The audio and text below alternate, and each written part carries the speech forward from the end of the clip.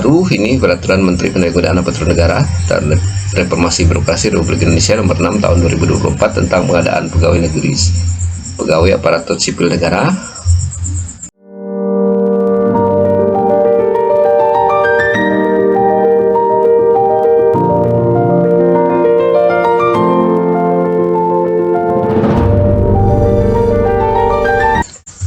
Bertemu kembali dengan AM1027 channel tutorial dan berbagi tips dan informasi. Pada edisi kali ini AM1027 channel akan berbagi informasi tentang pengadaan CPNS dan P3K tahun 2024. Bagi yang baru menemukan channel ini, jangan lupa like, komen, dan subscribe channel ini sehingga tidak ketinggalan informasi menarik dari AM1027 channel. Kita sudah, terima kasih, mari kita lanjutkan. Pada sahabat AM1027 channel, ini ada peraturan Kementerian Menteri Pendaya-gunaan Aparatur Negara dan Reformasi Birokrasi Republik Indonesia tahun 2024 tentang pengadaan pegawai aparatur sipil negara. Jadi dengan adanya surat atau peraturan menteri ini berarti menandakan bahwa akan segera dibuka pengadaan pegawai negeri pegawai aparatur sipil negara. Jadi baik bagaimana informasinya, mari kita lihat bersama-sama. Jadi di sini diawali dengan menimbang dan seterusnya, mengingat dan seterusnya, kemudian menetapkan ya ketentuan umum peraturan menteri. Selanjutnya kita langsung ke poinnya ya. Selanjutnya kita akan melihat, nah ini ya pasal 2 nya, yaitu tentang pengadaan pegawai ASN bertujuan untuk memenuhi kebutuhan pegawai ASN yang tepat sasaran, tepat jumlah, dan tepat guna. Kedua, ke B, meningkatkan kualitas pelayanan publik untuk mendukung kelancaran pelaksanaan tugas dan pelayanan kepada masyarakat. Selanjutnya pasal 3, pengadaan pegawai ASN dilaksanakan berdasarkan prinsip kompetitif, adil, objektif, transparan, bersih dari praktek korupsi dan nepotisme, dan tidak dipungut biaya. Berikutnya adalah tentang pengadaan. Pasal 4, pengadaan pegawai ASN dilaksanakan untuk memperoleh ASN yang memiliki karakteristik pribadi selaku penyelenggara pelayanan publik, mampu berperan sebagai perekat negara kesatuan Republik Indonesia. Yang ketiga, yang C, memiliki intelijensia yang tinggi untuk mengembangkan kapasitas kinerja organisasi. Bagian D, memiliki keterampilan, keahlian, dan perilaku sesuai dengan tuntutan jabatan. Selanjutnya bagian E, memiliki kemampuan mengakselerasi fungsi dan tugas organisasi. Nah, kemudian pasal 5, nah jenis pengadaan ASN ada 2, terdiri atas PNS dan P3K, PPK ya. Yang kedua, jenis pengadaan pegawai ASN sebagaimana dimaksud pada ayat 1 berlaku untuk JF, jabatan fungsional, dan jabatan pelaksana. Yang ketiga, jabatan sebagian maksud ayat 2 ditetapkan dengan keputusan menteri. Ya, jadi yang bagian 2 di keputusan menteri. Kemudian yang bagian pasal 6, pengadaan pegawai ASN dilaksanakan berdasarkan kebijakan perencanaan kebutuhan pegawai ASN secara nasional yang ditetapkan oleh menteri. Kedua, instansi pemerintah menyusun rencana kebutuhan pegawai ASN sesuai dengan kebijakan perencanaan kebutuhan pegawai ASN secara nasional sebagaimana maksud ayat 1. Yang ketiga, instansi pemerintah menyusun kebutuhan jumlah dan jenis jabatan ASN sebagaimana dimaksud ayat 2 untuk jangka waktu 5 tahun diperinci per 1 tahun berdasarkan prioritas kebutuhan. Yang keempat, penyusunan kebutuhan pegawai ASN sebagaimana dimaksud pada ayat 1 ayat 3 disusun dengan mempertimbangkan kebutuhan organisasi, ketersediaan anggaran, belanja pegawai sesuai dengan ketentuan. Penyusunan kebutuhan pegawai ASN yang sebagai maksud pada ayat 4 dilakukan pada sistem elektronik, jadi secara elektronik.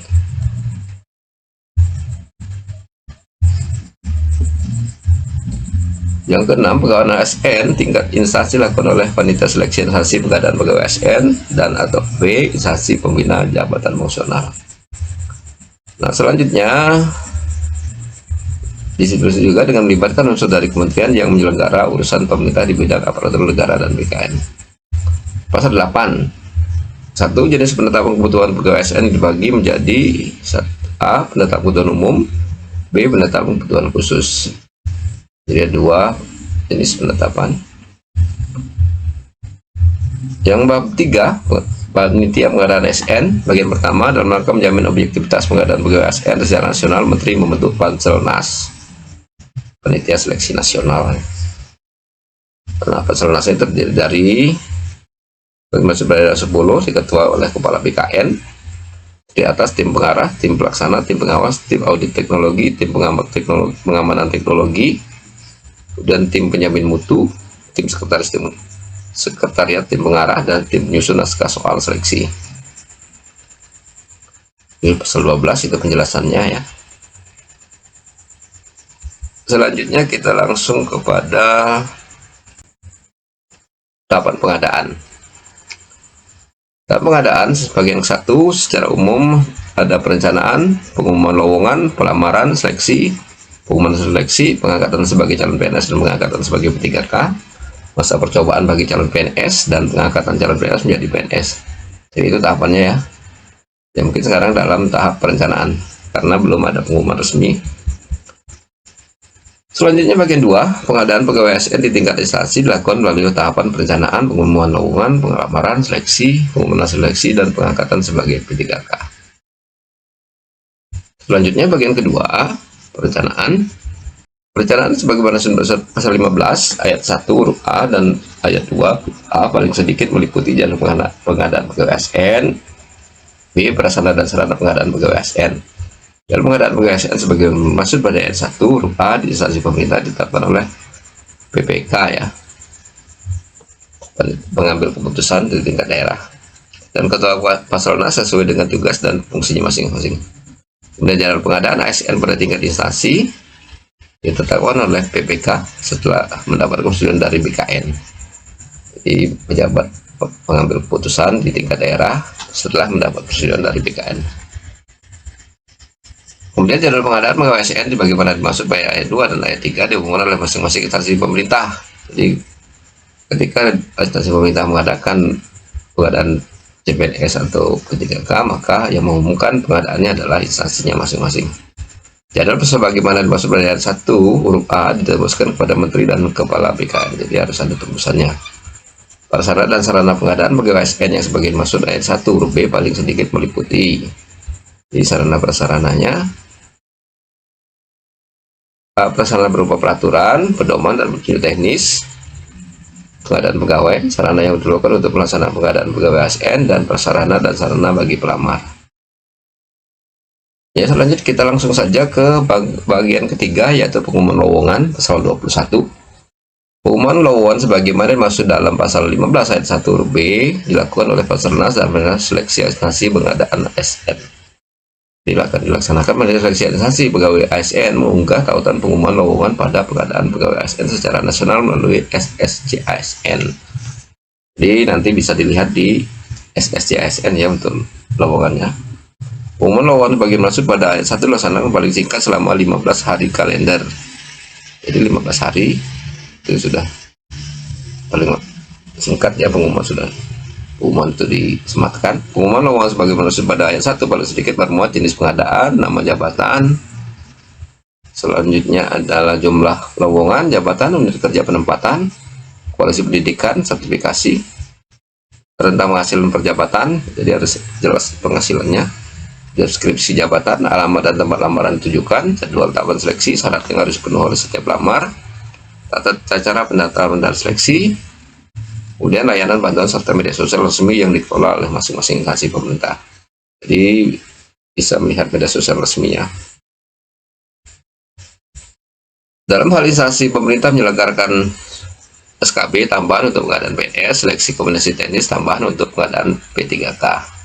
Jadi ada instansi pemerintah bisa mengadakan seleksi tambahan ya untuk PNS dan P3K.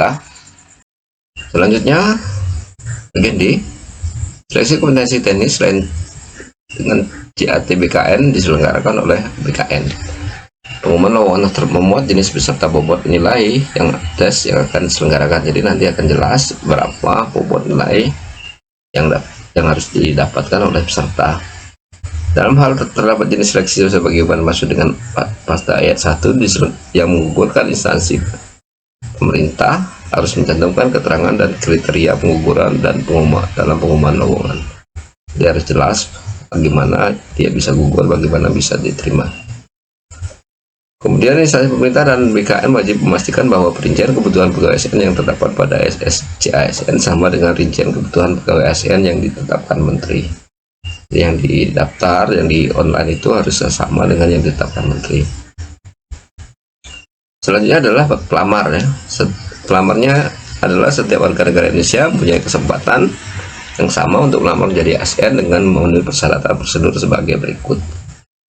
Yang A, usia paling rendah 18 tahun dan paling tinggi 35 tahun pada saat melamar PNS. Jadi untuk PNS itu paling rendah 18 tahun dan paling tinggi 35 tahun. Selanjutnya bagian B, usia paling rendah 20 tahun dan paling tinggi 1 tahun sebelum batas usia tertentu pada jabatan yang akan dilamar sesuai dengan ketentuan peraturan perundang-undangan pada saat melamar P3K. Jadi usia untuk melamar P3K itu paling rendah 20 tahun dan paling tinggi adalah 1 tahun sebelum batas pensiun. Selanjutnya bagian C, tidak pernah terpidana dengan pidana penjara berdasarkan putusan pengadilan yang setelah memiliki kekuatan hukum tetap karena melakukan tindak pidana dengan pidana penjara 2 tahun atau lebih. Selanjutnya bagian D, tidak pernah diberhentikan dengan hormat, tidak hormat atas permintaan sendiri atau tidak dengan hormat sebagai PNS, P3K, prajurit Tentara Nasional Indonesia, anggota Kepolisian Negara Republik Indonesia, atau diberhentikan tidak dengan hormat sebagai pegawai swasta.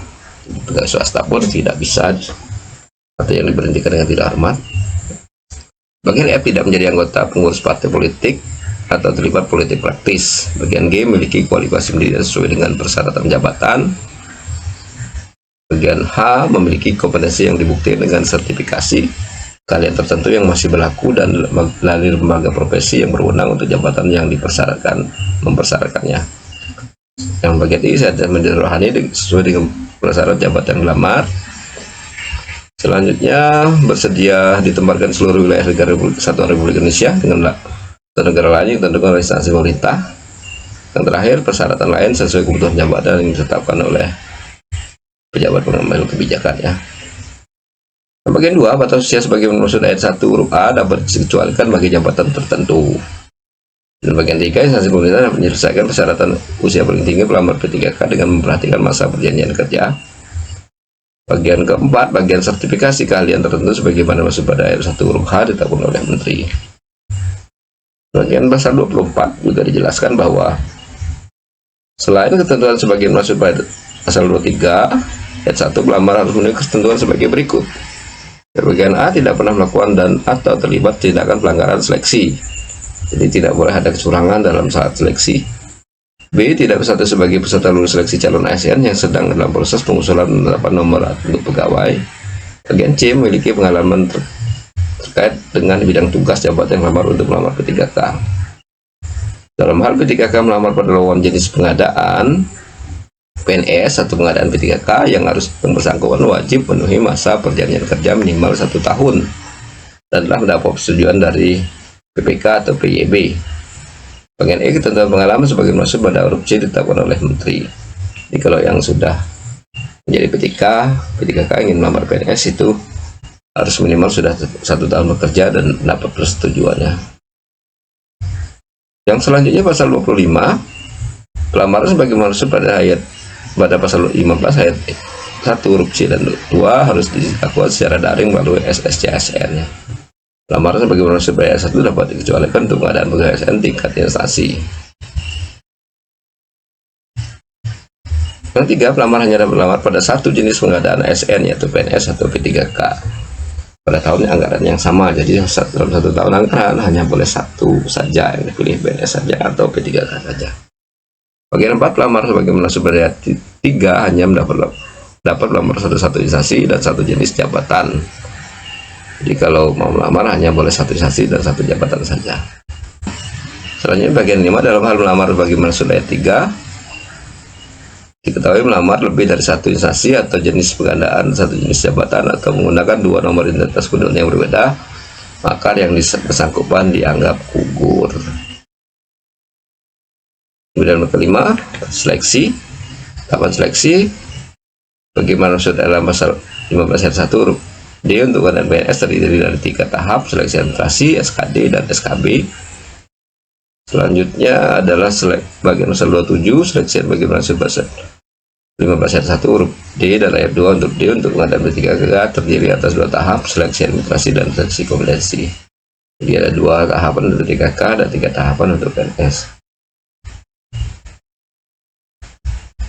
Seleksi administrasi yang dimaksud adalah untuk mencocokkan ya, pasal 28 untuk mencocokkan syarat administrasi dan kualifikasi dengan dokumen pelamaran.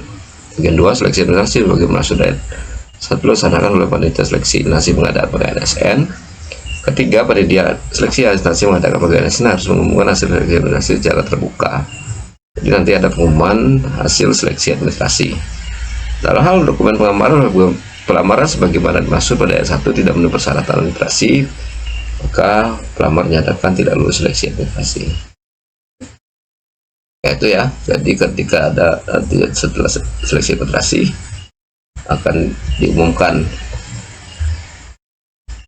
Selanjutnya, pelamar yang telah diumumkan lulus seleksi administrasi sebagaimana dimaksud pada ayat 3 mengikuti SKD untuk pengadaan PNS dan langsung seleksi kompetensi untuk P3K. Selanjutnya, paragraf 3 ada masa sanggah hasil seleksi administrasi. Pasal 29, pelamar yang keberatan terhadap pengumuman seleksi administrasi sebagaimana maksud pasal 28 ayat 3 dapat mengajukan sanggahan selama 3 hari kalender sejak hasil seleksi administrasi. Jadi ketika dinyatakan tidak lulus, kemudian ada sanggahan bisa dilakukan. Sanggahan sebagaimana dimaksud pada ayat 1 diajukan melalui SSCASN. Yang ketiga, panitia seleksi administrasi pengadaan pegawai ASN dapat menerima atau menolak sanggahan yang diajukan pelamar. Yang keempat, panitia seleksi administrasi mengadakan pegawai ASN dapat menerima alasan sanggahan sebagaimana maksud ayat 3 dalam hal kesalahan bukan berasal dari pelamar. Yang kelima, panitia seleksi pengadaan ASN dapat menolak alasan sanggahan sebagaimana maksud dalam hal kesalahan berasal dari pelamar. Jadi dapat diterima jika kesalahannya bukan dari pelamar, tetapi bisa ditolak jika kesalahannya dari pelamar. Yang ke-6, dalam hal sanggahan pelamar sebagaimana maksud ayat 3 diterima, panitia seleksi administrasi pengadaan pegawai ASN diumumkan ulang hasil seleksi administrasi paling lambat 7 hari kalender sejak berakhirnya masa sanggah. Jadi ketika sudah masa sanggah bisa ya diumumkan lagi. Yang paragraf SKD sebagai masuk pada pasal 26 huruf B menggunakan cat BKN pada ayat 1 lakukan untuk menilai kesesuaian antara kompetensi yang dimiliki oleh pelamar dengan standar kompetensi dasar PNS. Kemudian SKD sebagian maksud pada ayat 1 meliputi tes wawasan kebangsaan, kemudian tes inteligensia umum dan tes karakteristik pribadi. Ya, itulah ya sekelumit informasi dari AM1027 channel. Dan informasi ini kami dapatkan dari surat dari Kementerian Menteri Pendaya Aparatur Negara dan Promosi Birokrasi Republik Indonesia Abdullah Anwar Anas pada tanggal 18 Juli 2024.